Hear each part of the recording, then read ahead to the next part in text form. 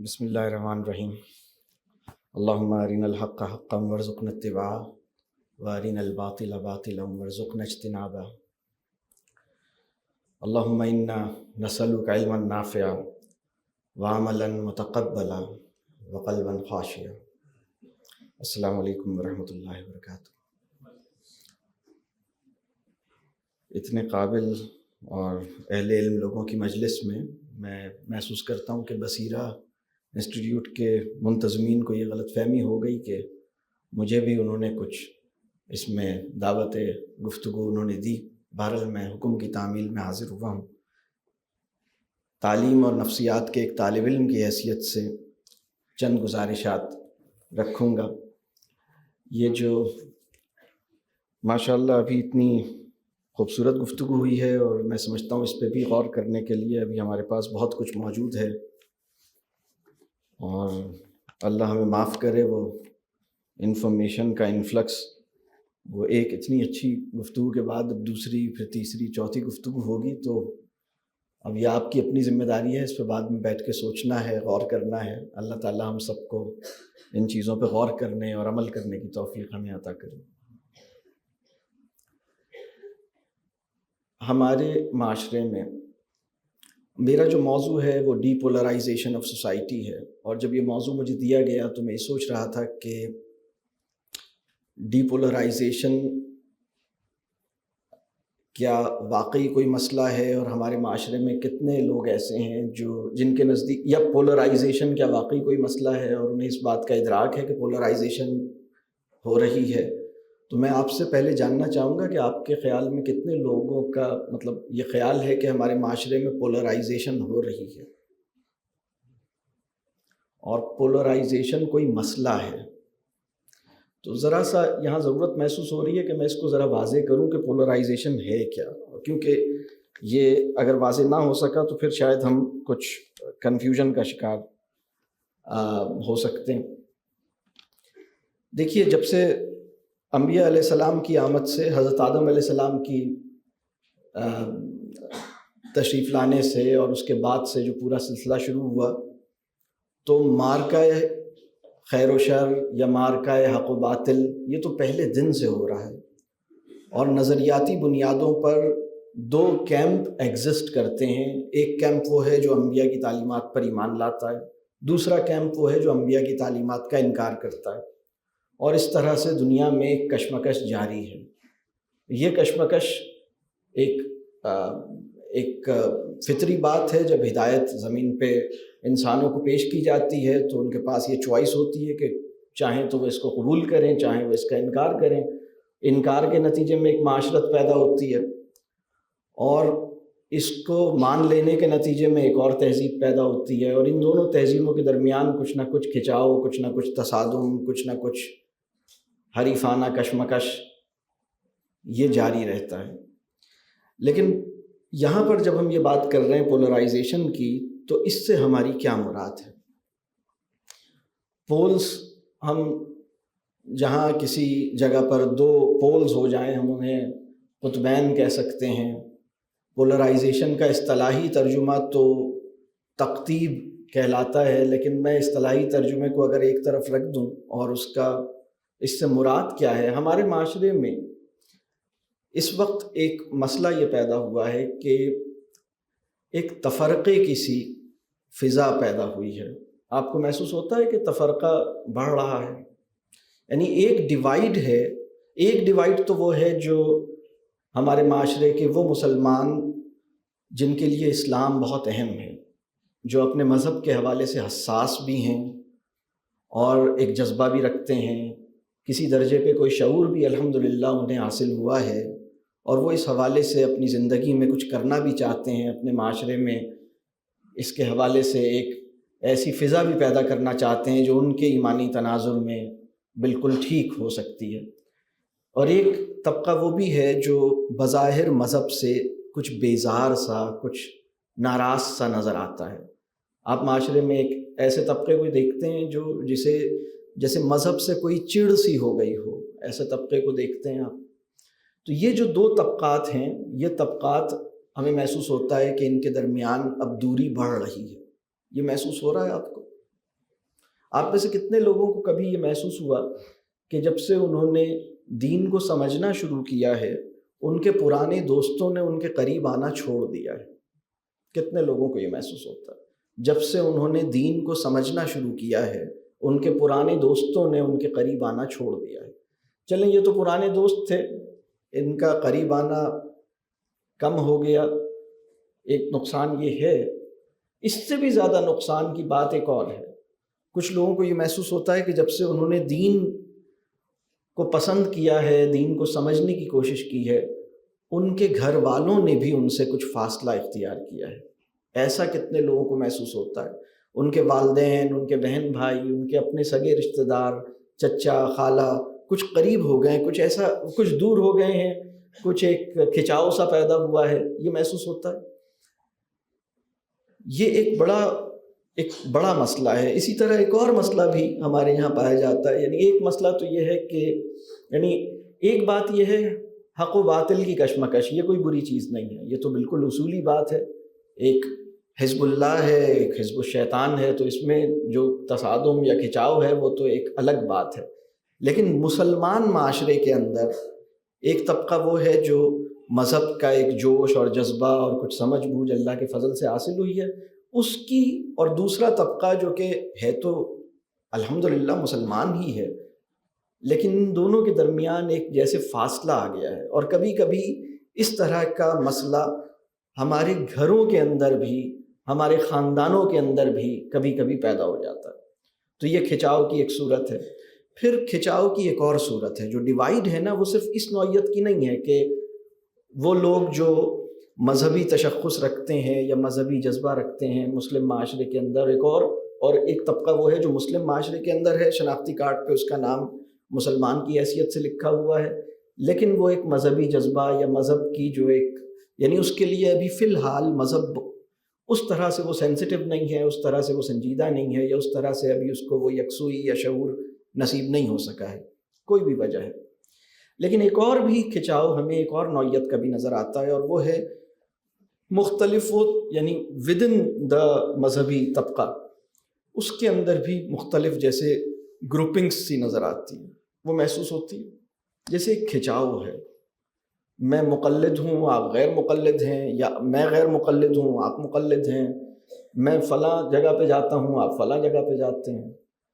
تو آج سے کئی سو سال پہلے تک مسلمانوں میں جو مسلمانوں کے اندر اگر کچھ تھوڑے سے مطلب اسکول آف تھاٹس تھے نا، وہ جس کی بنیاد پر لوگوں کے اندر ایک جیسے ہر ایک کا اپنا ایک اس کا ذوق اور اس کی ایک شخصیت اور اس کا اپنا ایک فہم تھا، اور اس نے اپنے، اور پھر اس کے والدین اور آباء و اجداد کا بھی ایک پرسپیکٹو تھا، جس کی وساطت سے اس کو کسی خاص مسلک سے یا کسی خاص اسکول آف تھاٹ سے ایک انسیت پیدا ہوئی، اس کا ایک تعلق بنا۔ وہ یہ کہتا ہے کہ بھئی میں حنفی ہوں، آپ جو ہیں وہ مالکی ہیں، یا میرے نزدیک امام ابن تیمیہ مجھے وہ زیادہ پسند ہیں، آپ کہتے ہیں کہ نہیں مجھے امام ابن تیمیہ تو کوئی خاص شغف نہیں ہے، مجھے امام غزالی سے شغف ہے۔ اس طرح کے جو ہمارے درمیان مطلب یہ ایک چیز پائی جاتی ہے، اختلاف موجود تھا، لیکن وہ جو اختلاف تھا نا، اس میں بھی کم از کم ہم کسی اہل علم کو اور اللہ والے کو اور صاحب ایمان ہی کو اپنے سامنے رکھے ہوئے تھے، اور یہ بہت بڑے لوگ تھے، مطلب ہماری تاریخ کے بہت بڑے لوگ ہیں بلا شبہ۔ لیکن عہد حاضر میں نا، وہ سوشل میڈیا کا ذکر راجہ صاحب ماشاءاللہ بتا رہے تھے، اور بہت ساری اس کی شرور سے بھی ہمیں آگاہ کر رہے تھے۔ میں دیکھتا ہوں ایک لفظ ہے جو ہمیں متعارف ہوا ہے، اور بلکہ کئی لفظ ایسے ہیں، اس میں سے ایک لفظ ہے فرینڈ، یعنی دوست جو ہے وہ بہت مقدس لفظ ہوا کرتا تھا، یعنی ہم یہ ایسے ہی ہر ایک کے ساتھ نہیں لگاتے تھے، اور جس انسان کے اوپر دوست کا لیبل لگاتے تھے 10 12 15 سال 20 سال اور بعض اوقات 40 سال کا ایک عرصہ تعلق ہوتا تھا، اور آپ بہت اچھی طرح جانتے تھے۔ لیکن اب اجنبی لوگوں کا ایک ہجوم ہے جس میں آپ بہت سارے، ایک آدمی کے 600 دوست ہیں۔ چلیں دوست یعنی سوشل میڈیا نے ہمارا تصور دوستی بدل دیا، ایک نقصان ہوا، بلا شبہ بڑا نقصان ہوا ہمارا۔ اب ہم بس ایسے ہی مطلب ممکن ہے کہ دو آدمی دوست ہوں پچھلے 4 سال سے اور کبھی ایک دوسرے کی شکل بھی نہ دیکھی ہو، اور میں بعض اوقات کہیں جاتا ہوں، لوگ بتاتے ہیں کہ وہ میں فلاں کا دوست ہوں، وہ بھی میرے دوست ہیں، تو وہ بتاتے ہیں وہ سوشل میڈیا پہ دوست ہیں.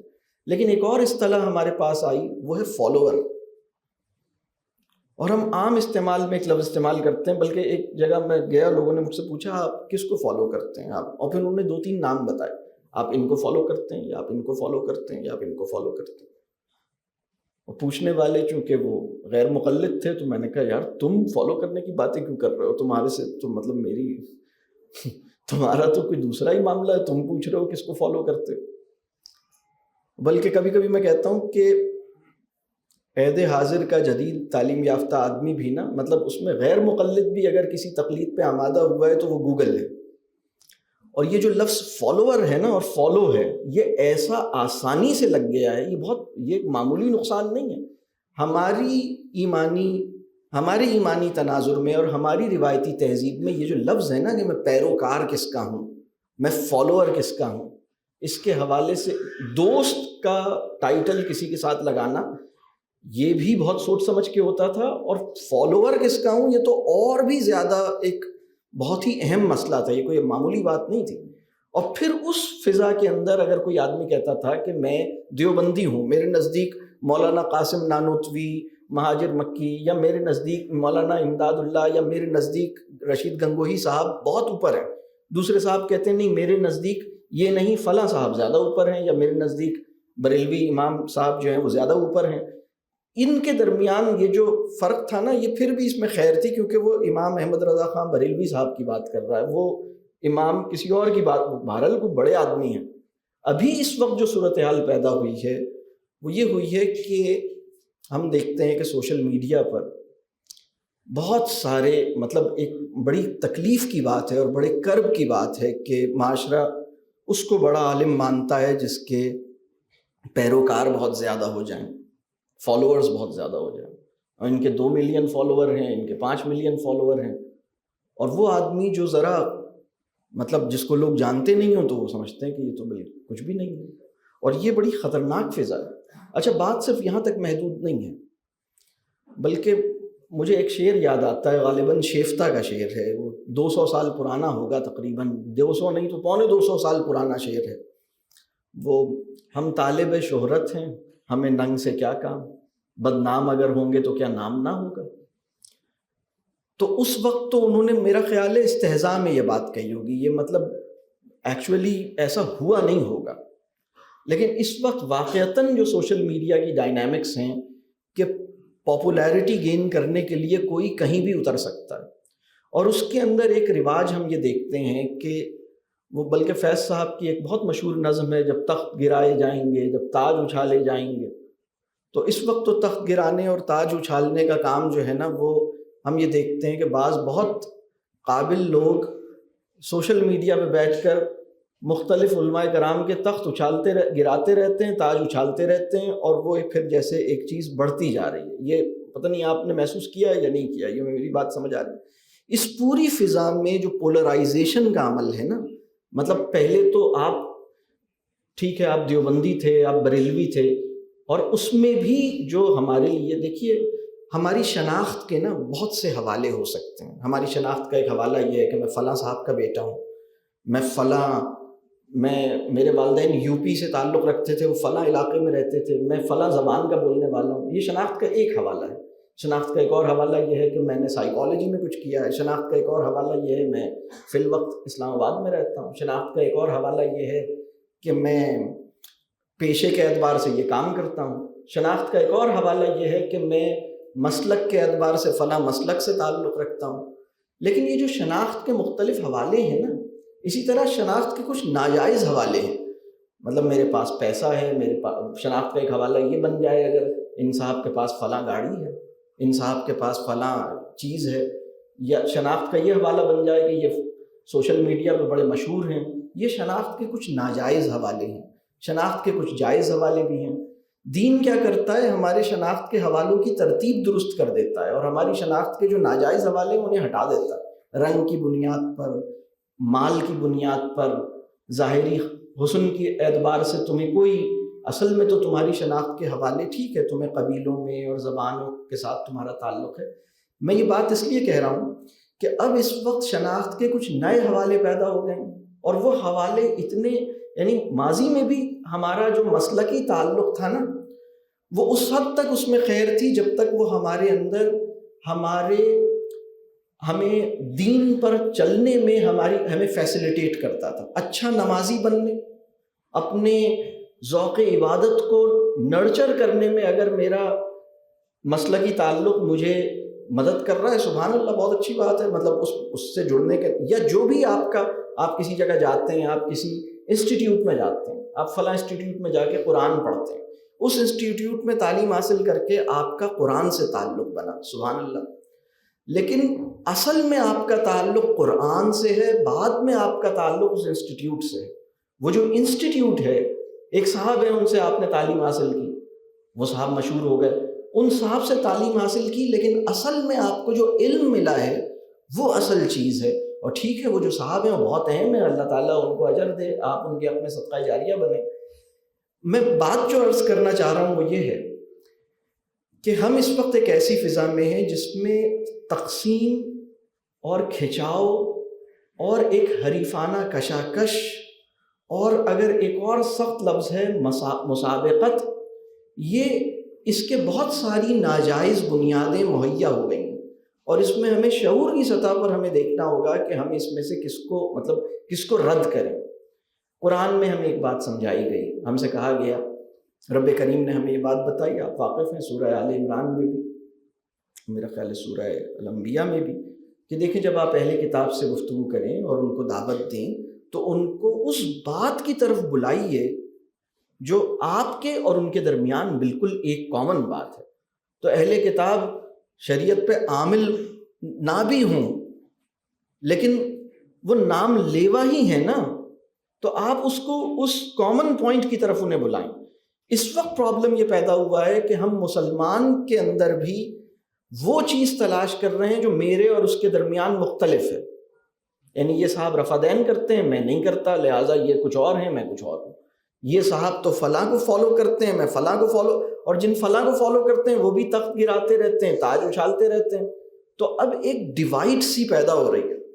تو پولرائزیشن سے مراد کیا ہے؟ پولرائزیشن سے مراد یہ ہے کہ لوگ یعنی وہ تو پہلی پرانی بات ہو گئی، تصوف میں بھی وہ چشتیہ اور قادریہ اور بہت سے سلاسل تھے، مسلک بھی ہمارے پاس کئی ہیں، لیکن اب تو اس سے بھی آگے چلے گئے. اب تو وہ مطلب پہلے تو وہ امام ابو حنیفہ کا مقلد تھا نا، تو کوئی چیز تھی. اب تو وہ اس آدمی کا مقلد ہے جس کو کوئی بھی نہیں جانتا، جس کو اس نے صرف سوشل میڈیا پہ دیکھا ہے. اور یہ ایک بڑی خطرناک فضا ہے، اور خاص طور پر جب وہاں پر مسلمانوں کے درمیان ایک کھچاؤ کسی فضا پیدا ہو جائے. اور میں یہ دیکھتا ہوں کہ دو طرح کی پولرائزیشن ہے. ایک پولرائزیشن وہ ہے جو ودن اسلامسٹ مجھے نظر آتی ہے، یعنی جو مذہبی حلقے ہیں ان کے درمیان جو کھچاؤ ہے. مطلب ایک جذبہ حقارت ہے، مطلب اگر میرا فلاں جماعت سے یا فلاں تنظیم یا فلاں مدرسے سے تعلق ہے تو ایک مدرسے یا تنظیم کی بنیاد پر ایک تعصب میرے اندر پیدا ہو جاتا ہے. فرقہ یعنی یہ جو کلٹ ہے نا، یہ فرقے والی ایک ذہنیت ہے نا، یہ بڑی خطرناک ذہنیت ہے. اور یہ پہلے بھی اگر پیدا ہوئی تھی تو یہ مقصود نہیں تھا، یہ تزکیے سے محرومی کے نتیجے میں پہلے پیدا ہوئی تھی. لیکن اب جو اس کی جدید شکلیں اور اس کو فیسیلیٹیٹ کرنے کا جو جدید نظام ہے، جس میں پورا سوشل میڈیا بھی شامل ہو گیا ہے، جس میں معاشرے کے دوسرے رجحانات بھی شامل ہو گئے ہیں، اس سے ہمیں بچنے کی ضرورت ہے. اس سے نقصان کیا ہوتا ہے؟ میں اب آپ سے یہ عرض کر رہا ہوں، دو قسم کی پولرائزیشن ہے جس کی طرف میں اشارہ کر رہا ہوں. ایک وہ ہے وہ طبقہ جو نماز، روزہ، شریعت، دین، رسول اللہ صلی اللہ علیہ وسلم کی اطاعت کی طرف متوجہ ہوا ہے، جس کا کوئی دینی تشخص معاشرے میں بن رہا ہے، وہ طبقہ. اور دوسرا طبقہ جو ایک بے نیازی کی سی، مطلب ایک، میں بیزار نہیں کہوں گا لیکن میں بے نیاز اگر ہم کہہ لیں، وہ تھوڑا سا ایک لاپرواہ سا ہے. وہ مسلمان، اس کا اپنا نام عبداللہ ہے، وہ احمد اس کا نام ہے، اس بیٹی کا نام عائشہ ہے، اس لڑکی کا نام حفظہ، کوئی ایسا نام ہے، کوئی مطلب بلال اس کا نام ہے، موسیٰ اس کا نام ہے، اور وہ مسلمان گھرانے میں پیدا ہوا ہے اور پاکستان کے اندر ہی رہتا ہے. اس نے کوئی اعلان یہ نہیں کیا ہے کہ میں اسلام سے میرا کوئی تعلق نہیں، ایسا کوئی اعلان نہیں کیا. ہاں یہ ضرور ہے کہ اسے نماز پڑھنے کی توفیق نہیں ہو رہی، یہ ایک مسئلہ ہے، اس مسئلے کو حل ہونا چاہیے. ہاں یہ ضرور ہے کہ وہ فی الحال بہت سارے اسلامی شاعر کو، جیسے وہ ایک سارکیزم میں اور ایک ایسے ہی ایک بہت سی چیزوں پہ، ٹوپی پہ، داڑھی پہ اور بہت ساری اور چیزوں پر اور قربانی پہ اور عید پہ اور ایسی چیزوں پہ کبھی ایسی اپنی بس بولتا رہتا. لیکن میں آپ سے ایک بات عرض کروں کہ وہ کوئی اعلانیہ منکر نہیں ہے. الحمدللہ اس طبقے میں اور اس طبقے میں ایک کھچاؤ اور ایک فاصلہ بڑھتا جا رہا ہے. دوسرا مسئلہ یہ ہے کہ ودن جو مذہبی حلقے ہیں ان کے درمیان جیسے مطلب چھوٹی ٹولیاں ہیں، اور مجھے ایسا لگتا ہے کہ دین کے اوپر جتنی محنت ہو رہی ہے، نئی ٹولیوں کی آمد، نئی ٹولیوں کی پیدائش کا ایک سلسلہ ہے جو چلے جا رہا ہے. اور اس کے اندر جو ایک بڑا دل چاہیے ایک دوسرے کے ساتھ ایک اس کی نیت کو سراہنے کے لیے، اس کے جذبوں کی قدردانی کے لیے، اس کے کام کے ساتھ وتعاونوا علی البر کی فریضے کو نبھانے کے لیے، اس لیاقت سے ہم اس لیے محروم ہوئے ہیں کیونکہ ہمارے اندر ایک تنظیمی تعصب پیدا ہو گیا، ایک جماعتی تعصب پیدا ہو گیا. یعنی ہمیں لگتا ہے کہ مطلب بس ہم بالکل ٹھیک ہیں. تو یہ ایک اور مسئلہ ہے. یعنی میں پولرائزیشن کے دو پہلو میں نے یہاں ایک بات رکھی.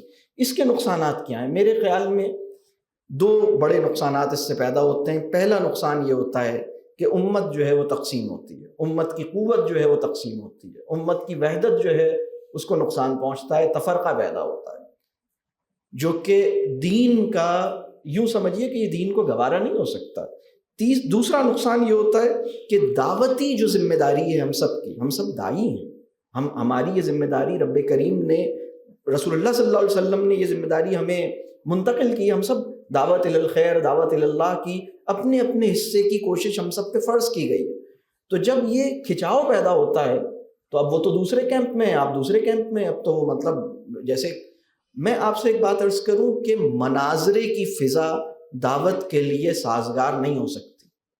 بحث جیتنے کی لیاقت داعی کے لیے اتنی اہم نہیں ہے جتنی دل جیتنے کی لیاقت ہے.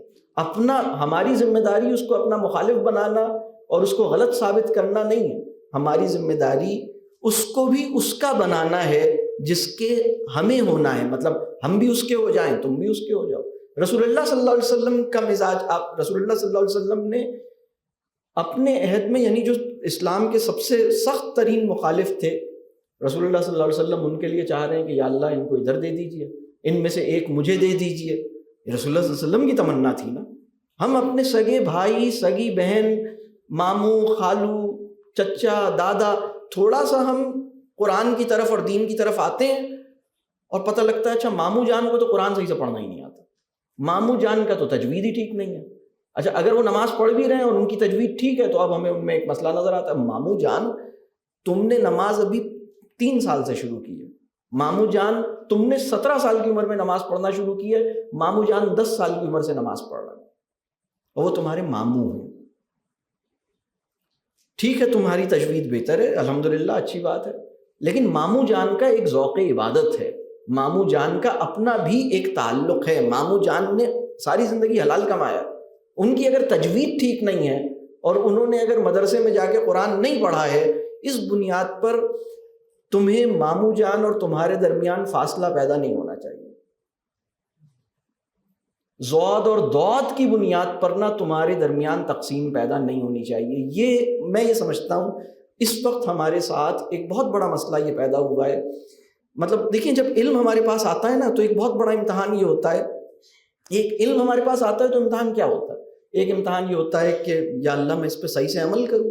ایک امتحان یہ ہوتا ہے کہ اس علم کی قدردانی کروں، اس پہ غور و فکر کروں، اس کا شکر ادا کروں، اس کی بنیاد پر جو مزاج اور نفس کے حال احوال پیدا ہونے چاہیے وہ مجھے نصیب ہوں، یہ میرے عمل میں ڈھل جائے اور یہ میرے ذوق تعلق سے میرے لوگوں، میرے ملنے والوں کے لیے یہ علم پسندیدہ ہو جائے. یہ سب میری ذمہ داری.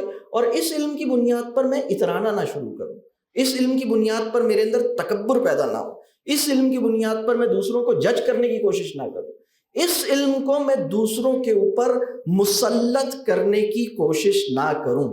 دیکھیں ہماری ذمہ داری یہ نہیں ہے کہ ہم اپنے فہم کو دوسروں پہ مسلط کریں.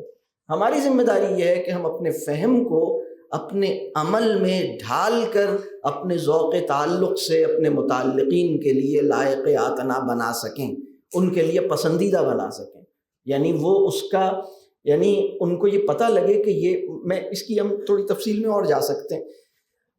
اصل میں پوائنٹ یہ ہے کہ یہ جو مطلب اگر میں یہ علم کا بڑھنا کمپیٹیبلٹی کا گھٹنا نہیں ہونا چاہیے، خاص طور پر اپنے متعلقین کے ساتھ، خاص طور پر اپنے ان لوگوں کے ساتھ جو اسلام کم از کم نام کی حد تک تو مسلمان ہیں. وہ میرے اور آپ کے مطلب میں آپ سے ایک بات عرض کروں، آپ کا مخاطب بننے کی یعنی ان کو اپنا مخاطب بنانے کی اہلیت آپ کو اپنے اندر زندہ رکھنی ہے. بلکہ اگر میں ایک اور بات عرض کروں، اپنے سے بہت مختلف انسان آپ کو گوارا ہو سکے، اپنے سے مختلف انسان کے ساتھ آپ گزارا کر سکیں، اپنے سے مختلف انسان کو آپ گوارا کر سکیں، اپنے سے مختلف انسان کو حقیر اور کمتر نہ سمجھیں، اور اپنے سے مختلف انسان کو اپنا مخاطب بنانے کی اہلیت اپنے اندر پیدا کریں اور اس کو زندہ رکھیں، یہ ایک داعی کی بنیادی ذمہ داری ہے. اور اگر ہم ایسا نہیں کر سکے تو ہم ایک ٹولہ بن جائیں گے، ایک فرقہ بن جائیں گے، اور ایک پری میچیور تصادم پیدا ہوگا جو ود ان مسلم سوسائٹی ایک کانفلکٹ کی فضا پیدا ہوگی جس کے ہم متحمل نہیں ہو سکتے. ہم مسلم امہ کی تقسیم، مسلم امہ کے اندر ڈیوائیڈ، مسلم امہ کی وحدت کو پارا پارا کرنے کے متحمل، اور یہ مطلب یہ دین کا مزاج ہی نہیں. میں تو آپ سے یہ بات عرض کر رہا ہوں، قرآن میں یہ بات بیان ہوئی، اہل کتاب کو بھی جب تم مخاطب کرو تو ان کو اس چیز کی طرف بلاؤ جو تمہارے اور ان کے درمیان کامن ہے. یعنی کتنا ظلم انہوں نے کیا ہے اہل کتاب، کوئی ان کا ظلم کوئی چھوٹا ظلم نہیں ہے، بہت بڑا ظلم انہوں نے کیا ہے. وہ شرک کر رہے ہیں، ان کے دوسرے مسائل ہیں، وہ رسول اللہ صلی اللہ علیہ وسلم کی دعوت کو انہوں نے ابھی قبول نہیں کیا. لیکن اگر تم انہیں انگیج کرو تو تمہاری دعوت کا طریقہ کیا ہونا چاہیے کہ تم انہیں اس چیز کی طرف بلاؤ جو تمہارے اور ان کے درمیان کامن ہے. تو ہم تو ابھی ہمارے ایک ماموں جان ہیں یا ہمارا ایک دوست ہے، تو وہ چونکہ بریلوی ہے اور میں چونکہ کچھ اور ہوں، یا وہ کچھ اور ہے اور میں بریلوی ہوں، یا وہ فلانے کو سنتا ہے، اور اب یہ بریلوی اور اس سے تو آگے نکل گئے. اب یہ ہمارے والدین کے زمانے میں ہوتا تھا کہ کون پیچھے سے مسلک وغیرہ دیوبندی، اب تو نئے مسلک پیدا ہوئے ہیں، یہ فلانے کو سنتے ہیں، یہ فلانے کو سنتے ہیں، یہ فلاں، اور وہ اس کے لیے لفظ ہے. یہ آپ کن کو فالو کرتے ہیں؟ مجھ سے کسی نے پوچھا آپ کس کو فالو کرتے ہیں؟ میں تو فلاں کو فالو. میں نے کہا فالو کرنا کیا ہوتا ہے؟ سر جیسے میں فلاں کو فالو کرتا ہوں تو آپ کس کو فالو کرتے ہیں؟ میں نے کہا بھائی دیکھو، ہم سب اگر کسی اور کو فالو کر رہے ہیں تو اللہ ہمیں معاف کرے اور اللہ ہمیں اس کے اوپر نادم ہونے والا بنائے. اصل میں تو ہمیں اسی ذات کو فالو کرنا ہے. مسلمان ہونے کا مطلب یہ ہے کہ سارے مسلمان اس کو فالو کرتے ہیں اور اس کے رسول کو فالو کرتے ہیں، اور تو کسی چیز کو فالو نہیں کرتے. تو باقی دوسرے لوگوں سے اکتساب علمی کرتے ہیں، ان کی صحبت سے سیکھتے ہیں، ان کے علم سے فیض لیتے ہیں، ان سے اپنا تزکیہ، ان سے اپنی تربیت میں ان سے مدد لیتے ہیں. یہ ٹھیک، پیروی کرنا تو ایک بہت آگے کی چیز ہو گئی، اور یہ جس طرح سوشل میڈیا میں استعمال ہو رہا ہے، لیکن اس کے نتیجے میں کھچاؤ پیدا ہوا ہے، اور یہ کھچاؤ معمولی نوعیت کا نہیں، اس وقت یہ کھچاؤ بڑھ رہا ہے. تو میں یہ بات عرض کروں گا کہ اس کے نتیجے میں جو دعوت کی فضا ہے نا، وہ یعنی دو نقصان پیدا ہوئے ہیں. ایک تو مسلم امہ میں تفرقہ پیدا ہو رہا ہے، دوسری بات یہ کہ جو دعوت کی فضا ہے نا وہ مطلب جیسے ریڈیوس ہو رہی ہے. پھر اس کی ایک اور بنیاد ہماری پولیٹیکل سینسٹیوٹی بھی بہت زیادہ بڑھ گئی. آپ کے ایک جاننے والے نے سوشل میڈیا پہ ایک پوسٹ لگائی، اس سے اس کے سیاسی جھکاؤ کا اندازہ آپ نے کر لیا. اب آپ نے کہا کہ یہ تو بالکل ہی مطلب بیکار آدمی ہے، اس لیے کہ یہ تو بالکل غلط آدمی کو ووٹ دینے کا ارادہ رکھتا ہے. اس کے نتیجے میں بھی ایک پولرائزیشن اور ایک ڈیوائڈ پیدا ہوئی ہے. اللہ ہمیں حکمت عطا کرے، ہمیں سمجھ عطا کرے. میں سمجھتا ہوں کہ داعی کی حیثیت سے ہماری 3 بنیادی ذمہ داریاں ہیں. سب سے پہلی بات تو یہ کہ جو پیغام ہمیں دینا ہے اس کی ہم اپنے عمل سے شہادت پیش کر سکیں. عمل سے شہادت کا مطلب یہ ہے کہ ہماری ترجیحات زندگی، ہمارے طرز فکر، ہمارا طرز زندگی، اور ہماری جو خاندان اور ہماری ذاتی زندگی کا جو ایک دائرہ اور اجتماعی زندگی کا جو پہلا دائرہ ہے جیسے خاندان کہتے ہیں، اس میں ہم ان ویلیوز اور اس شریعت اور ان چیزوں کو ہم یعنی سلطنت نفس اور ریاست خاندان میں اس شریعت کو نافذ کر کے دکھائیں۔ دوسری بات یہ کہ ہمارا اخلاص اور ہمارا جذبہ خیر خواہی ہمارے مخالف کے نزدیک غیر مشکوک ہو۔ اور میں یہ بات کر رہا ہوں آپ کی یونیورسٹی کا وہ طالب علم جو نماز نہیں پڑھتا، آپ کے جاننے والوں میں وہ رشتہ دار جو سالگرہ مناتے ہیں اور آپ نہیں مناتے، وہ کچھ اور بھی کرتے ہیں آپ نہیں کرتے، اور آپ جو کرتے ہیں وہ نہیں کرتے، لیکن ان کے اور آپ کے درمیان آپ کا جذبہ خیر خواہی اور اخلاص ان کی نگاہ میں مشکوک نہیں ہونا چاہیے، غیر مشکوک ہونا چاہیے، اور آپ کا عمل اس پیغام کی شہادت دے رہا ہو۔ اگر ان سے پوچھا جائے یہ بتاؤ یہ جو باتیں کر رہے ہیں اپنی زندگی میں اس کو اختیار کیا ہے انہوں نے، تو کہ ہاں جو بات مجھے بتا رہے ہیں 100% اپنی زندگی میں اس پہ عامل ہیں۔ دوسری بات یہ کہ ان کا اخلاص اور ان کا جذبہ خیر خواہی میری نگاہ میں غیر مشکوک ہے۔ تیسری بات یہ ہے کہ وہ اپنے مخالف کو اتنا اچھی طرح سمجھتے ہیں کہ اس کے پوائنٹ آف ویو کو محبت کے ساتھ، رسپیکٹ کے ساتھ اور احترام کے ساتھ مطلب اس کو اپنے لفظوں میں اس طرح بیان کر سکتے ہیں کہ اس کی تشفی ہو جائے، استہزاء کے بغیر، حقارت کے بغیر، یعنی اس کو یہ محسوس نہیں ہوتا کہ یہ، یعنی دیکھیں دین جب ہمارے اندر آئے گا تو دوسرے کو اپنے سے کمتر سمجھنا آپ کے لیے تقریباً ناممکن ہو جانا چاہیے۔ اور تو یہ والی بات دیکھیں ہمیں یہ چیز سمجھنی ہوگی کہ اپنی آئیڈیالوجیکل پوزیشن پہ کمپرومائز کیے بغیر اپنے ریلیشن شپ کو مینٹین کرنا ہے۔ اپنے ریلیشن شپ کو اس لیے مینٹین کرنا ہے تاکہ دعوت کا دروازہ کھلا رہے، آپ کا وہ یونیورسٹی فرینڈ، آپ کا وہ پرانا دوست، آپ کے وہ رشتہ دار، آپ کے وہ خالو، آپ کے آفس کے کولیگ، آپ کے وہ کلائنٹ جو کہ آپ کے ورلڈ ویو، آپ کے نظریے سے بہت دور ہیں لیکن آپ سے بیزار نہیں ہوئے ہیں، آپ کے جذبہ خیر خواہی، آپ کے اخلاص، آپ کی محبت کے قائل ہیں، لیکن آپ کے پیغام کو چونکہ ابھی سمجھے نہیں ہیں اس لیے الٹے سیدھے لطیفے سناتے رہتے ہیں۔ ان کے لطیفے سنانے پہ آپ برا نہ مانیں۔ یعنی آج کا رسول اللہ صلی اللہ علیہ وسلم طائف میں اپنے مخالفین کے پتھر کھانے کے بعد بھی مطلب اپنے کاسٹ کو انہوں نے گیو اپ نہیں کیا تھا۔ ہم اپنے دوستوں کے لطیفے اور مذاق کے بعد ان کو جیسے بالکل ہم کہتے ہیں بس جاؤ کٹی، آئندہ تم سے بات نہیں کروں، اب پتہ لگا وہ کبھی بات ہی نہیں ہو رہی۔ رسول اللہ صلی اللہ علیہ وسلم کا اسلوب کیا تھا؟ جو مجھ سے کٹے میں اس سے جڑوں۔ بہرحال میں اپنی بات کو یہاں روکتا ہوں۔ رب کریم جو بھی خیر کی بات ہمیں ملی ہے، آج بھی سیکھ رہے ہیں اور پہلے بھی جو کچھ سیکھ چکے ہیں، اس پہ غور کرنے والا، اس پہ عمل کرنے والا، اس کی مطلب اپنی اصلاح کی سچی فکر رب کریم ہمیں نصیب کرے، وہ ہمارے عمل میں آ سکے، اور ہم اپنے متعلقین تک جو دعوت ہے حسن عمل کے ذریعے بھی، ذوق تعلق کے ذریعے بھی، کم از کم ان لوگوں کو تو جو اسلام کے نام لیوا ہی ہیں، ان کو تو کم از کم اسلام کی دعوت ہم پہنچا سکیں۔ دیکھیں ابھی کفار کی بات نہیں ہو رہی، میں آپ سے عرض کروں، میں بعض گروپس لوگوں سے پاکستان میں ملاقات، چونکہ میرا یہ کام ایسا ہے، میں بعض لوگوں سے ملا ہوں، وہ مسلمانوں کے درمیان جو دوسرے گروپس اور عام لوگ ہیں ان کے بارے میں بالکل وہ پرسپیکٹو رکھتے ہیں جیسے وہ لکم دینکم ولی دین والی بات، یا جیسے وہ کہ یہ تو بالکل طاغوت ہیں اور ہم بالکل، یعنی وہ مسلمانوں ہی کے اندر ان کے ذہن میں یہ ہے کہ جو فلاں آدمی ہے یہ تو بالکل، یعنی اس کو بالکل حزب الشیطان کے اندر انہوں نے ڈال کے اپنے آپ کو، ایسا نہیں کریں، مطلب ایسا اتنے آگے نہیں جائیں۔ ہم ان کو دعوت دیں، ان کو اپنا بنائیں، اور ان کے ساتھ ہماری کمپیٹیبلٹی نظریاتی اختلاف کے ساتھ، آپ نے نظریاتی امتیاز کو مینٹین، اپنی آئیڈیالوجیکل پوزیشن پہ کمپرومائز کیے بغیر اپنے حسن تعلق کو پیدا کرنا ہے۔ رب کریم اس کی حکمت ہم سب کو عطا کرے۔ السلام علیکم ورحمۃ اللہ۔